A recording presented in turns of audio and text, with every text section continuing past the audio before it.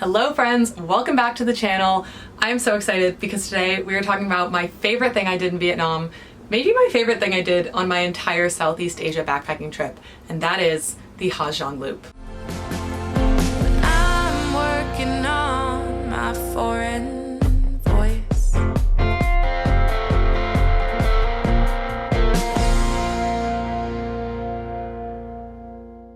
Welcome back to all my longtime friends, and hello for the first time if this is the first one of my videos you've ever clicked on.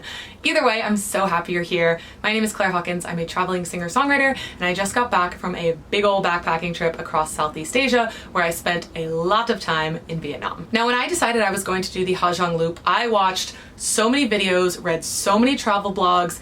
I really did my research. I imagine that if you two are watching this video as research for your own trip, then this is probably not the first video that you've clicked on. However, for those of you who are unfamiliar, let's start by explaining what the Ha Giang Loop actually is. The Ha Giang Loop is a 370 kilometer or 230 mile long motorbike loop in northern Vietnam. It's known for being an incredible and thrilling, but also dangerous adventure. By watching this video, you're already taking a very important step to do your research, because this is the kind of travel adventure where the #1 goal has to be your safety. There are two main ways you can do the Ha Giang Loop. You can drive a motorbike yourself, pick your own route, and have a bit more freedom in where you go and what you do.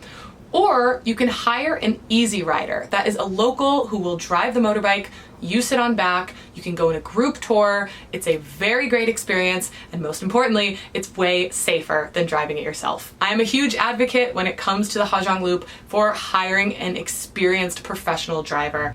Yes, there are people who drive it themselves, yes, it's doable, and yes, the people who do it are hopefully very experienced, but that is not what I personally recommend. Do it the safest way, and doing a group tour is a great way to meet some other really fantastic travelers, as well as getting to know some of the locals who know this road like the back of their hands. Most people doing the Ha Giang Loop go for either 3 days or 4 days, so if you're at the itinerary planning stage of your Vietnam trip, plan to budget around 3 or 4 days plus an extra day for getting from Hanoi to the city of Ha Giang.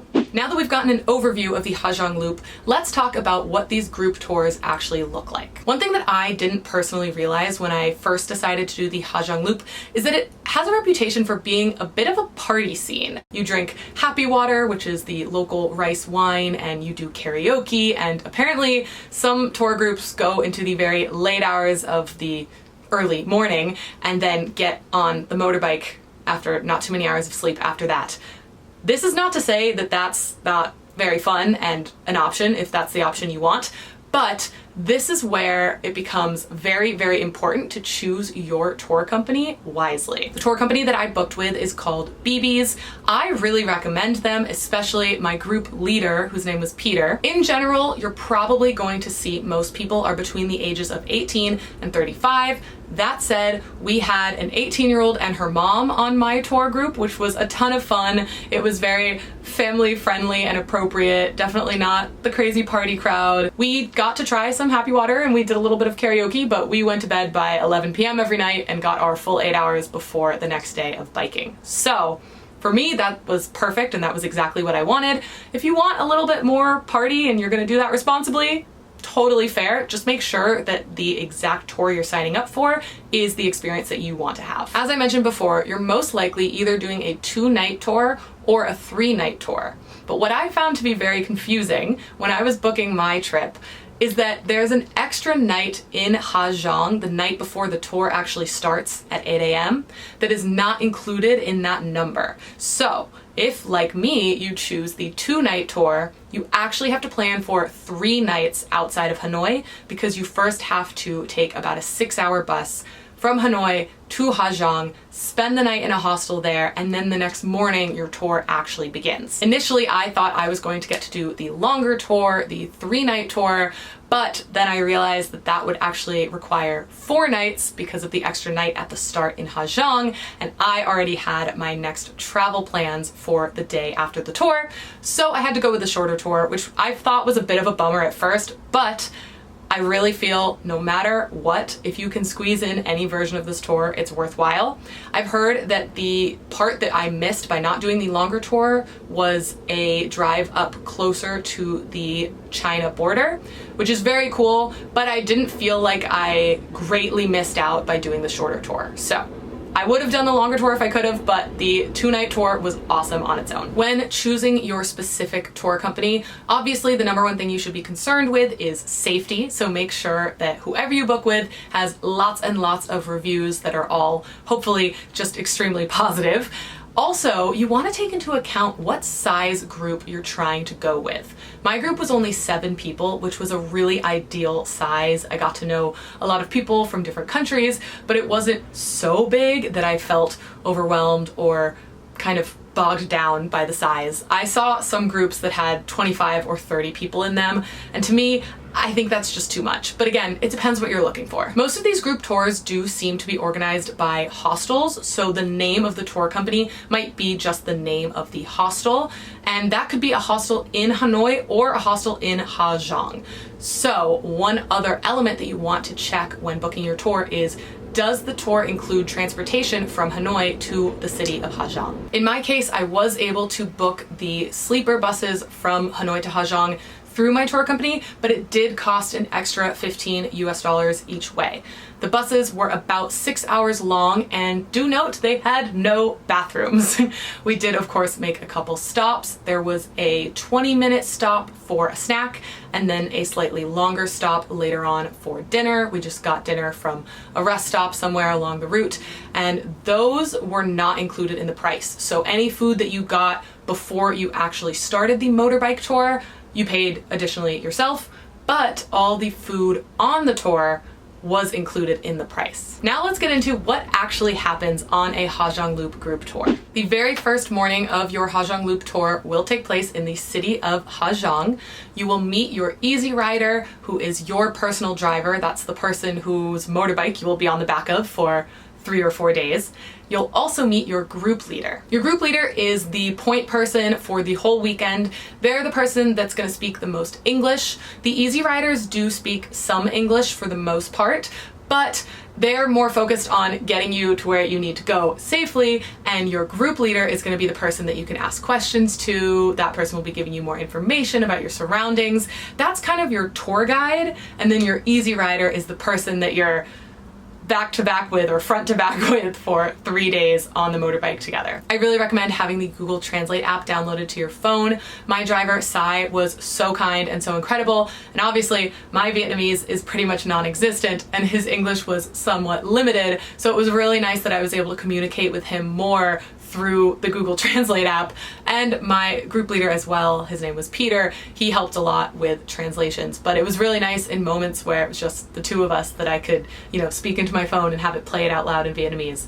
That is some technology I'll never get over. Once you've met your driver, your group leader, and the rest of the members of your group, you'll then be given a helmet and hopefully elbow pads and knee pads. This is again one of those things that might vary by tour company, so do that research.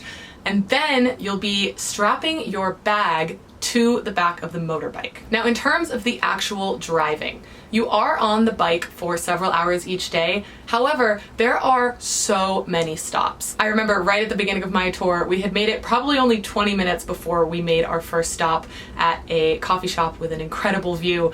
And I just remember thinking, wait, we're stopping already? And that was kind of the theme for the whole weekend.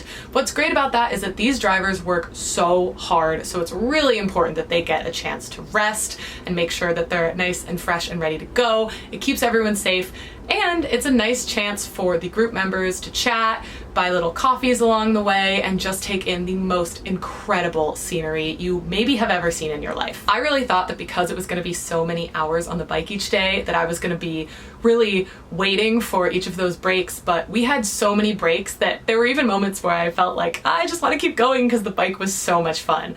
But it is a really nice balance to have constant stops, so I don't think we were ever on the bike for more than maybe one time an hour and a half, probably only an hour. For the most part, you're stopping about every 20 to 30 minutes. When you're sitting on the back of the bike, there is a little handle underneath the seat behind you that you can hold on to. You're definitely going to want to do that when you're going down these really steep declines.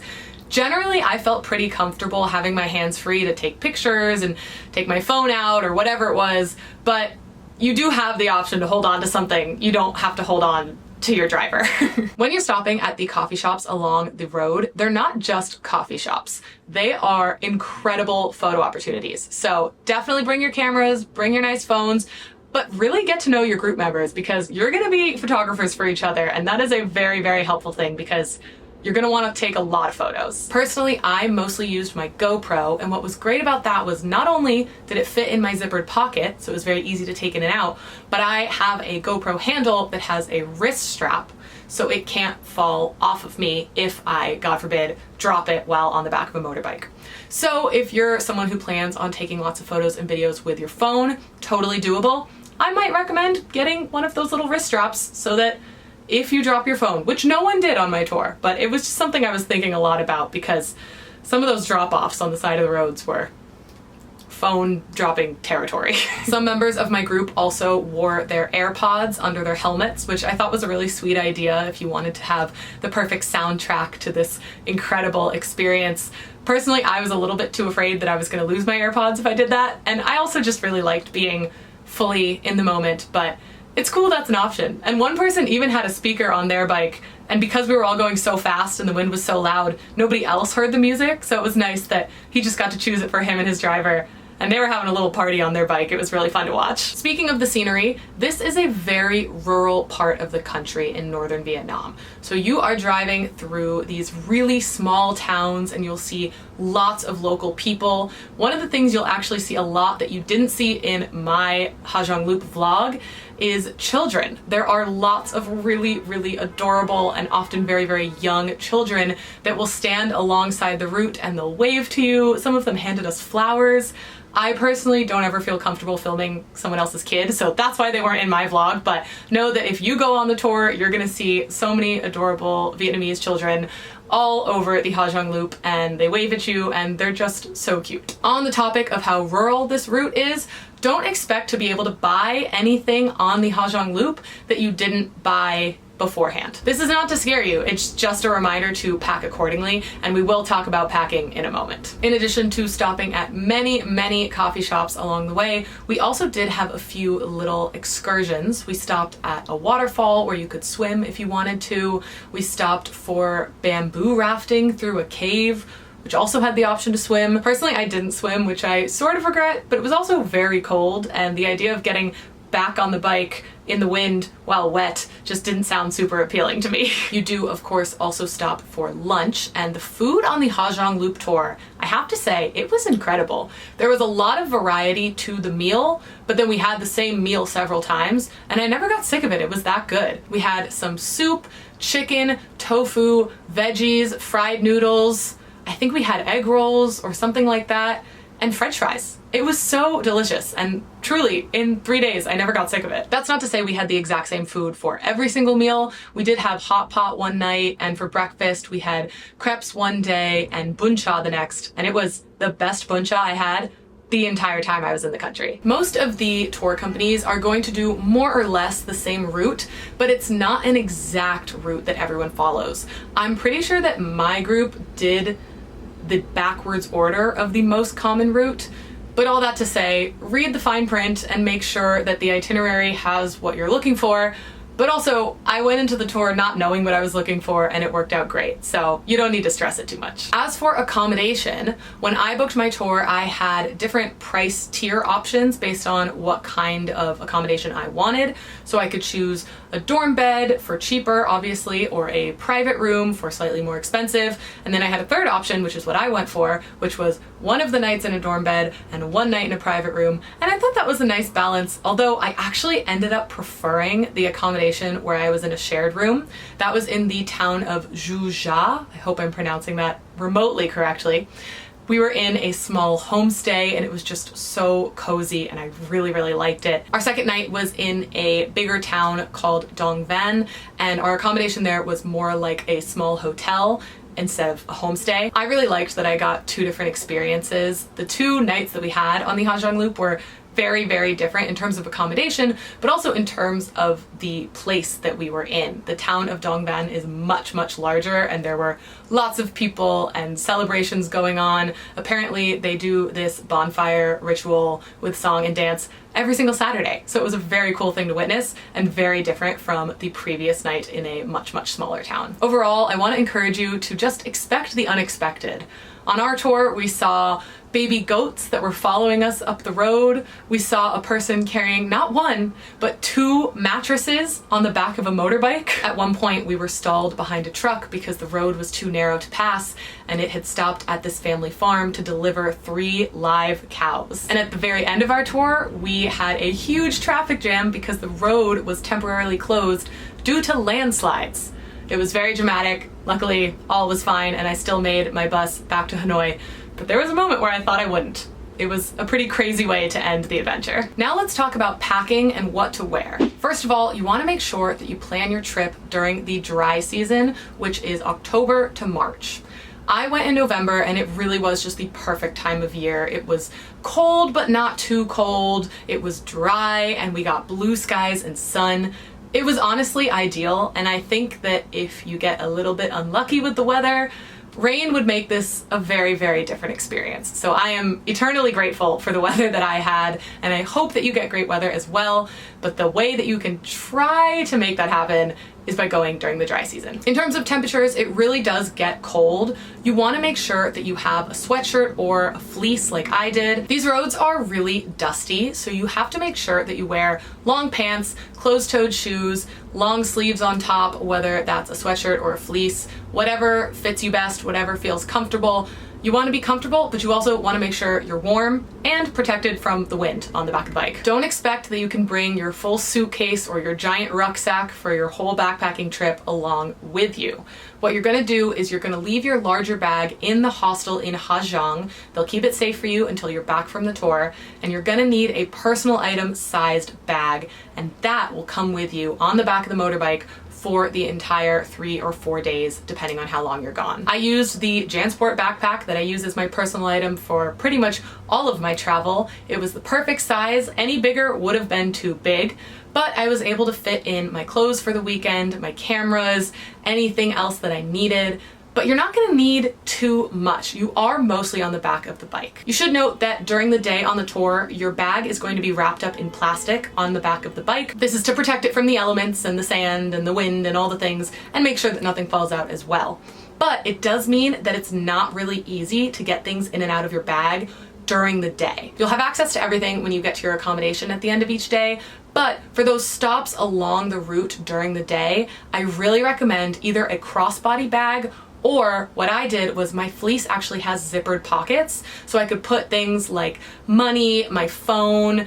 I really recommend tissues and hand sanitizer because there are a lot of bathrooms along the route, but they don't all have soap and they don't all have toilet paper. So have things like that easily accessible on your person, not tucked away in your bag on the bike. Also, make sure you have cash. You're gonna wanna be able to get a little coffee at some of the stops or maybe buy a snack. You're gonna wanna have access to your money, and do not expect to be able to pay with credit card really the whole time. There were some spots where you could use card, but make sure you have cash, make sure it's easily accessible so you don't have to bug your driver to go in and out of your backpack through the day, because those guys, they work hard enough. We don't want to give them extra to do. Now let's get into the cost breakdown. My tour cost me $185 US before tip. So that was for the 2-night, 3-day tour, plus the night before the tour started in a hostel in Ha Giang. I want to touch on tipping really quickly because I think it's something that can unfortunately be overlooked, and it's extremely important. These people have kept you safe, they've kept you alive and well for multiple days. They also work extremely hard. I have heard that some Ha Giang Loop drivers only get about 2 days off a month, so they're going back to back to back from Ha Giang Loop tour to Ha Giang Loop tour, and tips really make a difference. They're just really, really lovely people, and they certainly deserve tips, so I just want to mention it and really harp on it because it's important to remember, and it's important to factor that into your budget. In addition, I paid $15 US each way for the sleeper buses from Hanoi to Ha Giang. They dropped me right where I needed to go, right at my hostel in Ha Giang, so there was no additional transportation to figure out or pay for. I just had to make sure that I got to where the bus left from the old quarter in Hanoi, and after that, everything was taken care of. I booked my tour online. I paid a deposit using a credit card, and then I paid the remaining balance of the tour cost as well as the cost of the buses in person in cash. It's really wonderful that food and accommodation is all included in the price of your tour. You will want some additional money for coffee and snacks and maybe some souvenirs if you find any along the way. Again, make sure that you have cash because you really can't use card very much at all. There aren't really a lot of opportunities to buy souvenirs on the Ha Giang Loop. The one souvenir that I did take home though was there is this game that all of the drivers play at almost every single rest stop we go to. It's a lot like hacky sack, but instead of a little beanbag, they use what looks like a badminton birdie with a little bell on the end. It's very fun and they sell them. I think the one I bought was about $1. I don't actually remember, but it was a very nice little souvenir to bring home to remember my time on the Ha Giang Loop. And that is it. That is my crash course on everything you need to know before booking your Ha Giang Loop adventure. I really cannot stress enough how much this experience meant to me. There's nothing I can compare it to. I think before I went on the Ha Giang Loop, I knew I was gonna have a great time, but I didn't quite understand why everyone spoke so highly of it, why everyone said it was the best thing in Vietnam or the best thing they did in Southeast Asia, and I get it now. I think it's something that you have to experience for yourself. I highly recommend watching my full Ha Giang Loop travel vlog. It'll really show you the ins and outs of the trip and give you a good sense of what that experience really feels like on the Ha Giang Loop. It's incredible. I can't recommend it enough. Please, if you're going, do it safely, do it smartly, do it respectfully to the local people. It is a life-changing experience. I really hope that you all get to do it one day, soon or later. It's really incredible. Thank you all so much for watching. If you liked the music in this video, the song at the start was my original song, Foreign Voice. I've linked it in the video description, or you can search for me on any music streaming service. My name is Claire Hawkins. Thank you all so much, and I'll be back next week with another video.